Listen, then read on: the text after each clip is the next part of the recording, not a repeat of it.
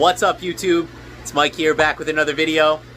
I got a little bit of a mix match video for you guys today. I set up Ultima 2, which I've been wanting to do for a while, so I got that running on the 1100, so you're going to see that in this video. And we also got some new fish that came in, a little bit of a rescue situation. So let's get right into it.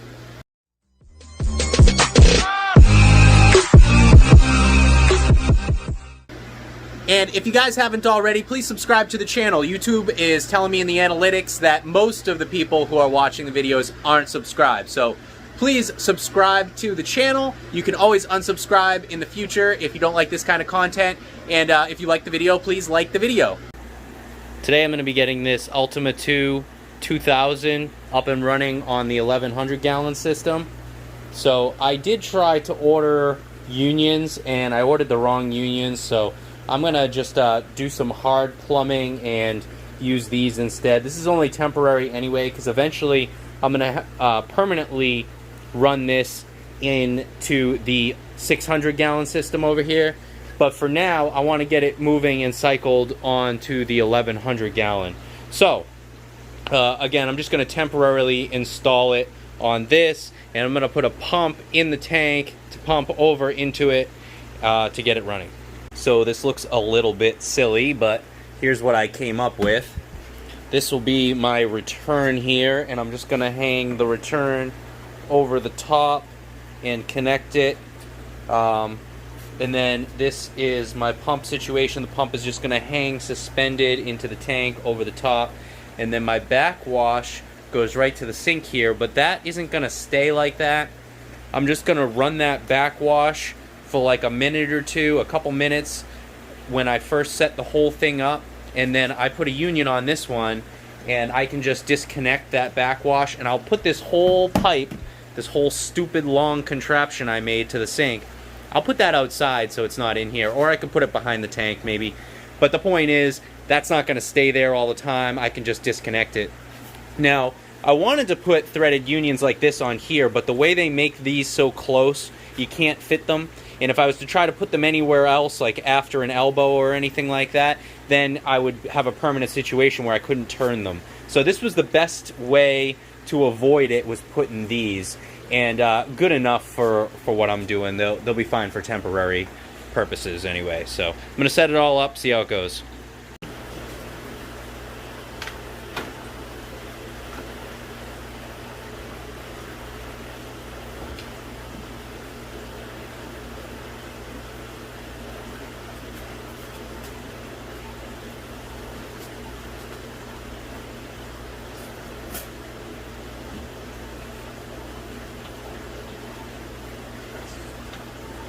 Perfect, actually.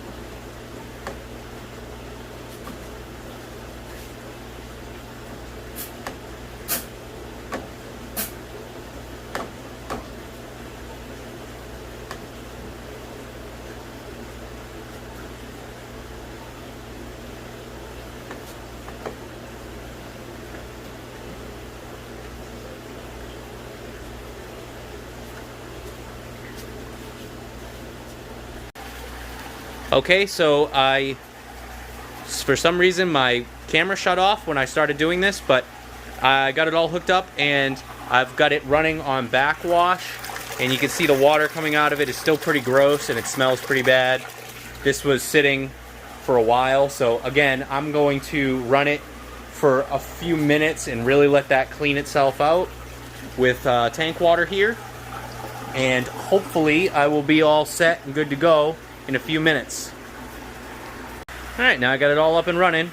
I'm happy about that. I can get that thing cycling. It'll be a great addition to this system. And then, like I was saying before, once I get this 600 up and going, it'll run the 600 completely.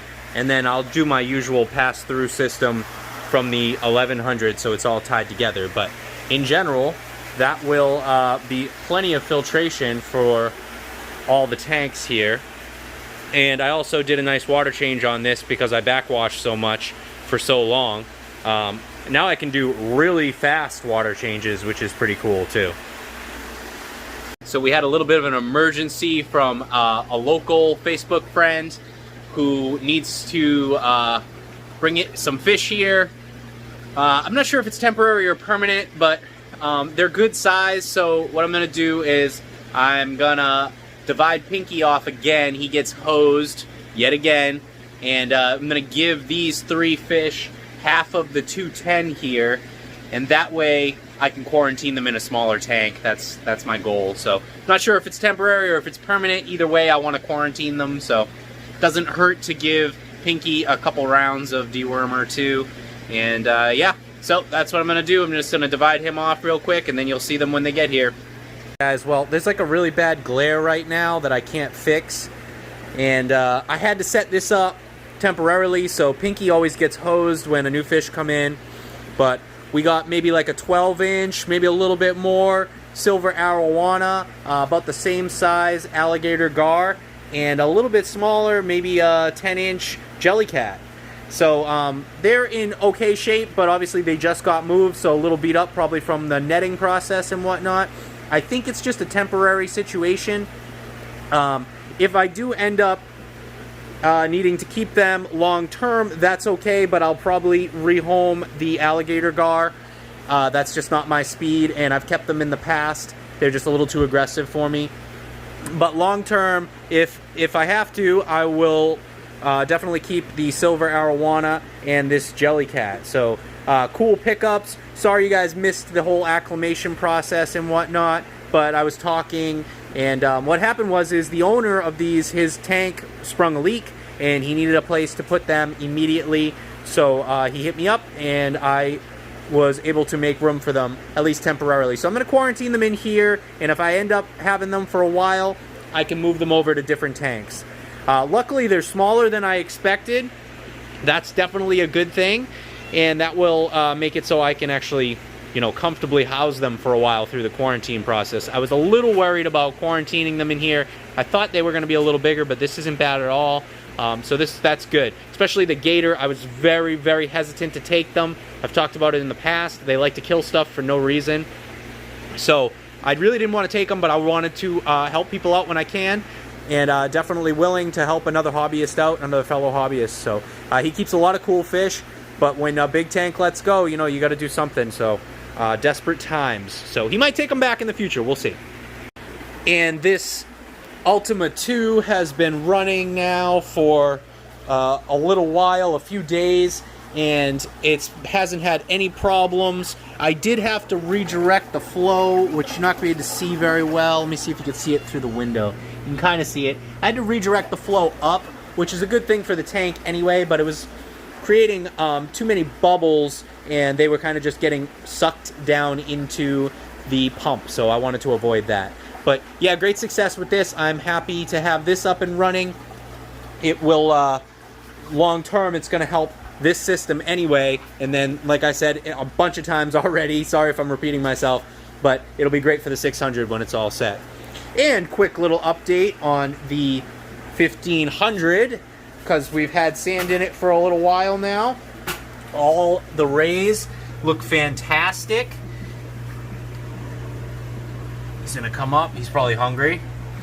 But yeah, these pearls are really popping against that, and the gar did what I hoped they would do, and they colored back up so they're not washed out anymore. But yeah, look at them, they are really popping against this. I just turned the lights on here, so it might be a little stressed, but they have been, you can see, picking through the sand. The rays love to do that, eat through the sand. And yes, everything looks pretty good here. I absolutely love the color, and thank you guys for all the nice comments about adding substrate to this. I know a lot of people were very happy that I did it finally. And I already ordered my replacement lights, which will get rid of a lot of this blue. So I'm excited to see that as well. I actually ended up, I'm going to replace all 3 of them, and I'm going to use those 3 lights for other tanks. But so the 3 ones that come across fairly blue, they're blue and white, I'm going to replace, and they're just going to be white. And I think that's going to really brighten this up. Because everyone thinks that the tank, even the epoxy color, is blue, and it's not, it's gray. And that's just the LED lights, that's what they do. Actually, I have completely different lighting on this tank, and the same thing, it looks very blue, especially on camera. But really, that's a light gray color. The lighting just kind of does that. So anyway, guys, great success with this. I am very happy. Well, guys, that's pretty much it for this video. I thank you as always for watching. I ask you to please comment, like, subscribe. Follow me on Instagram at OffTheDeepEndAquatics, and I will see you in the next video. Thanks.